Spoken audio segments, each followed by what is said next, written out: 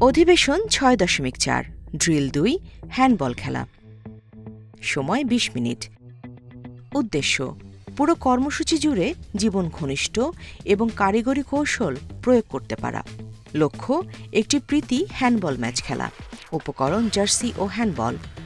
নির্দেশনা কোচ খেলোয়াড়দের মধ্য থেকে একজন অধিনায়ক বেছে নেবেন এবং দল নির্বাচন ও খেলার বিধিনিষেধগুলো মনে রাখতে আলোচনা করবেন। খেলার প্রক্রিয়া কোচ খেলোয়াড়দের নৈপুণ্য, কৌশল, আচরণ ও সহযোগিতামূলক দিকগুলো পর্যবেক্ষণ করবেন, যা তারা পুরো কর্মসূচি জুড়ে চর্চা করবে।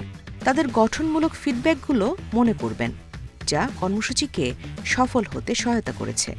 প্রতিফলন কোচ গাইডলাইনে দেয়া প্রথম প্রতিফলন অনুসরণ করে আলোচনা করবেন।